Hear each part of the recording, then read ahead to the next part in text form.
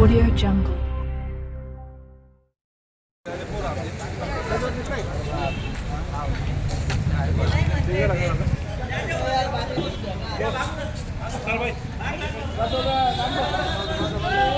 भाई मोबाइल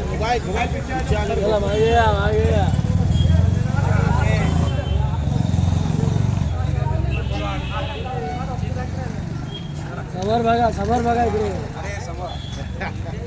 भारतीय जनता पार्टीचा भारतीय जनता पार्टीचा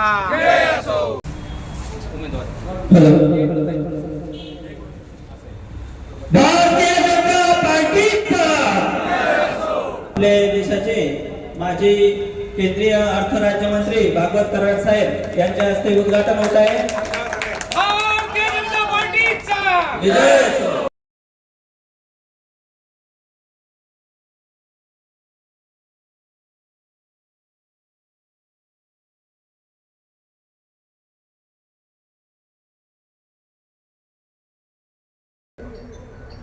देशामध्ये प्रधानमंत्री मोदी साहेबांच्या नेतृत्वात राज्य आहे. राज्यामध्ये माननीय फडणवीस साहेबांच्या नेतृत्वात राज्य आहे आणि दोन्हीही नेते हे कमळावर निवडून आले. म्हणून आपणाला आता या भागातून सुद्धा कमळाला निवडून द्यायचं आहे आणि त्यासाठी आपल्याला सर्वांना दिवस रात्र एकत्र येऊन काम करायचं. हे करत असताना आपल्याला सिस्टीम लावावी लागेल. सिस्टीम लावत असताना आमचे सहकारी मित्र करणसिंग कागस आणि प्रशांत तारगे इथं रात्रंदिवस बसणार आहेत. कुणी नाराज असेल तर आम्ही त्यांच्या घरी जाऊ, त्यांना भेटू, पण सर्व भारतीय जनता पार्टीच्या कार्यकर्त्यांना आम्ही कामाला लावू. हा प्रभाग म्हणजे 4 वार्डाचा आहे. यामध्ये मिटमिटा असेल, पडेगाव असेल, नंदनवन कॉलनी असेल आणि त्याचबरोबर भावशिंगपूर. म्हणून त्या भागातले कार्यकर्ते इथं काम करून जमणार नाही. करायचे आपल्याला त्या भागामध्ये जाऊन बैठक घ्यावी लागेल, भावशिंगपुरात बैठक घ्यावी लागेल, त्या भागामध्ये सुद्धा प्रचार फेरी काढावी लागेल आणि तुम्ही मात्र सर्वांनी एक झालं करायचं. सर्वांनी एकत्र या, 4 उमेदवार आणि 4 उमेदवार एकत्र येऊन फेरी काढा. मी त्यांना जाऊन भेटून तुमच्याकडे पाठवतो.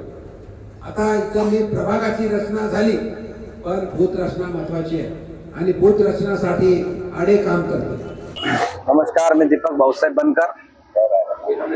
मी येणाऱ्या 15 तारखेला जे मतदान होणार आहे त्या मतदानामध्ये जे महापालिकेने निवडणूक लढवण्याचे आवाहन केले, या निवडणुकीमध्ये मी प्रभाग क्रमांक 4 मधून सर्वसाधारण जागेवर आणि भारतीय जनता पार्टीकडून उमेदवार म्हणून माझी जाहीर घोषणा झाली आणि मी उमेदवार म्हणून या ठिकाणी कामाला लागलो.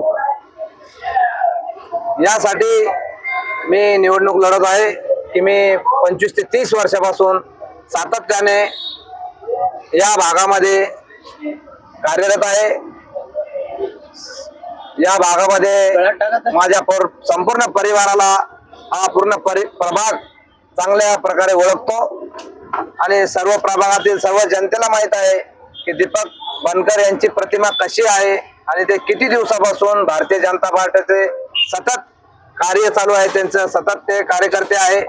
मी भारतीय जनता पार्टीमध्ये अनेक पद भूषवली. मी मंडळाध्यक्ष पण राहिलो, मी जिल्हा चिटणीस राहिलो. असे अनेक पद मी भारतीय जनता पार्टी पक्षाचे भूषवले आणि भारतीय जनता पार्टीसाठी पक्षासाठी मी 25 वर्षांनी काम करतो. परंतु इतके वर्ष काम करत असतानाही हे लक्षात आलं की आम्ही आधी वार्ड होतं, या वार्डामध्ये कुठलाही विकास होत नाही. जनता नागरिक हैराण आहे, परेशान आहे. 25-30 वर्षापासून आपल्या विरोधी जे उमेदवार आहेत त्यांचं सरकार होतं, परंतु ते काही करू शकले नाही विकास कामे. त्यामुळे जनतेने सांगितलं की आपल्याला आता उमेदवार म्हणून निवडणूक लढली पाहिजे आणि मी त्या आशाने, जनतेच्या इच्छेने, जनतेच्या आशीर्वादाने आज ही निवडणूक लढवत आहे आणि मला नक्कीच खात्री आहे की मी या निवडणुकीमध्ये सर्व जनतेचा आशीर्वाद घेऊन चालत आहे आणि सर्व जनता मला आशीर्वाद देईल ही मला आशा आहे. या प्रभागामध्ये तुम्ही कोणते प्रमुख मुद्दे घेऊन पुढे जात आहेत? बघा, या प्रभागामध्ये पाण्याची खूप मोठी समस्या आहे. पाण्याचा विषय काढला तर महानगरपालिकेमध्ये 400 लिटर पाण्यासाठी महिन्याला एक दिवस आड 400 लिटर पाणी मिळतं. परंतु तेवढं 400 लिटर पाण्यासाठी 900 रुपये महिना या जनतेला मोजावा लागतो. आणि वार्षिक जर आपण बघितलं तर त्याचा किमान 10,500, 11,000, 12,000 रुपये त्याचा टॅक्स होतो. पाणीपट्टी होती. आणि अशी ही पाणीपट्टी 11,000-12,000 रुपये ही कुठल्याही महाराष्ट्राच्या कोणत्याही जिल्ह्याला, कुठल्याही महापालिकेला एवढी पाणीपट्टी नाहीये जी आमची गोरगरीब जनता कष्ट करून आपल्या खिशातून भरते. सर, तुम्हाला असं वाटतं की म्हणजे कोणते इथं राहिलेले काम आहे आणि आपण ते नक्कीच करणार? बघा, काम करणाऱ्याला खूप मोठं अलवट असे संख्येचे काम आहे जे गरीब जनतेसाठी होऊ शकतात. आमच्याकडे बरेच स्लम भाग आहे. या स्लम भागात हातकरू नागरिक जनता आहे. ही जनता रोजच्या रोज काम करते, रोज खाते. असे पण आमच्याकडं खूप मोठे वस्त्या आहे. या वस्तीमध्ये मुलांना शिकवण्यासाठी आणि अभ्यास करण्यासाठी मोठ्या प्रमाणात अभ्यासिका पाहिजे, तितकंच महत्वाचं आहे. आणि पाण्याचा विषय मी आधी पण सांगितलं का पाण्याचा खूप गंभीर विषय आहे. तर पाण्याविषयी पण आम्ही खूप गंभीर आहोत. आमच्या आजचे जे मंत्री आहे अतुलजी साहेब यांच्या प्रयत्नातून पैठण धरणातून जे पाण्याचे नियोजन होतं ते खूप 2800-2900 कोटी रुपयापर्यंत पोहोचलं. त्यांचे प्रयत्न तिथून चालू आहे. त्यांच्या घराघरात पाणी पोहोचवण्याचं काम आहे. आमच्याकडे जे 1-2 प्रश्न आहे रस्त्याचे, जे रस्ता आपण आता बघितलं की रस्ता जो पूर्ण शहरात पाडापाडी झाली, अतिक्रमण हटवण्यात आलं. आणि त्यातलाच एक रस्ता, मुख्य रस्ता आमच्या पडेगाव मिटमाटा भागातून जातो. तर या रस्त्याला सुद्धा पाडापाडी झाली. या रस्त्याचे जे राहणारे लोक होते, निवासी होते, जे वर्षानुवर्ष राहत आले, त्यांचे सुद्धा घर पाडण्यात आले. तर हा रस्ता बांधण्यात येईल असं सांगण्यात येत आहे. परंतु किती दिवस झाले या रस्त्याचं टेंडर झालं की नाही झालं, फक्त म्हणतात झालं, मग थांबलं का? आधी दुसऱ्या कॉन्ट्रॅक्टरला काम दिलं होतं, आता परत ते रिटेंडर केलं.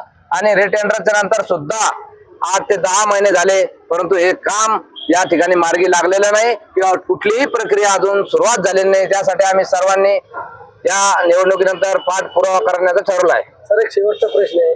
सर, इथं कचरा प्रश्न आहे,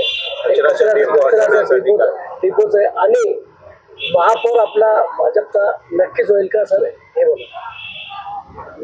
बघा, महानगरपालिकेवर भारतीय जनता पार्टीचा झेंडा फडकणार आहे.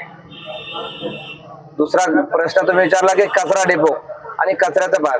मी एका मुलाखतीत काल परवाही बोललो की कचऱ्याचा इतका गंभीर प्रश्न आमच्याकडे आहे. कचरा इथं जो आला, ज्या काळात आला, त्या काळातील जे सत्ताधारी होते त्यांनी आपली चिरीमिरी भागवण्यासाठी इथं पूर्ण अर्ध्या शहराच्या वर इथं कचरपट्टी आमच्याकडे आणून टाकली. आणि तुम्हाला सर्व माध्यमाला माहिती आहे की त्यावेळेसही आम्ही खूप संघर्ष केला. 2-3 गावं म्हणून आम्ही संघर्ष करून खूप त्याच्यावर गुन्हे दाखल झाले, आमच्यावर कित्येक मारामाऱ्या झाल्या. तो एक तर खूप मोठा प्रकरण घडलं. तुम्हाला सर्वांना माहिती आहे की एक दिवस की आमच्या पूर्ण गावाला मारलं, पोलिसवाल्यांनी दुसऱ्या दिवशी येऊन सुद्धा मारलं. त्यांनाही त्या दिवशी ते थोडस त्रास झाले होते. त्यामुळं या कचरपट्टी जे आहे, कचऱ्याचं डम्पिंग ग्राउंड आहे, या ग्राउंडला आमच्याकडचे लोक खूप कंटाळलेले आहे. कारण या ग्राउंडला तुम्ही बघत असाल, इथं जर तुम्ही 2 दिवस सारखं वाच ठेवला तर 2-3 दिवस झाले की या डम्पिंग ग्राउंडला आग लागती. आणि त्या आगीतून जो निघणारा धूर आहे तो धूर इतका दूषित आहे की लहान लेकरं राहतात, त्याला खेटवून वस्त्या आहे मोठ्या मोठ्या, या सगळ्या वस्त्यांना त्याचा खूप त्रास आहे. आणि उन्हाळा झाला, आग संपली की परत सांगतो पावसाळा येतो, पावसाळ्याने त्या कचऱ्यामध्ये पाणी पडतं आणि ते पाणी दूषित होऊन केमिकल युक्त पाणी होतं. आणि ते केमिकल युक्त पाणी आमच्याकडे इकडे उतारा असल्यामुळे इकडे सर्व गावाच्या बोरला याला पाणी ते दूषित करून टाकतं. त्यामुळे या कचरा डिपो जो आहे तो जर मी निवडून आलो तर नक्कीच हा कचरा डिपो मी इथून, कचरा डिपो असला पाहिजे नसला पाहिजे या मताचा मी नाही, परंतु कचरा डिपो शहरापासून किमान 15 ते 20 किलोमीटर लांब असला पाहिजे या मताचा मी आहे. सर, आता शेवटी प्रभाग क्रमांक सांगा, आपलं पूर्ण नाव, देशात. मी दीपक भाऊसाहेब बनकर, प्रभाग क्रमांक 4 ड मधून सर्वसाधारण जागेवर मी उभा आहे. धन्यवाद. अधिकृत बटन नंबर सर काही बटन नंबर 1 कमळ ही माझी निशाणी आहे आणि माझं कमळ 1 नंबरवर आहे. भारतीय जनता पार्टीकडून मी अधिकृतपणे उमेदवार आहे आणि माझी निशाणी कमळ आणि माझी कमळाची निशाणी 1 नंबरवर आहे.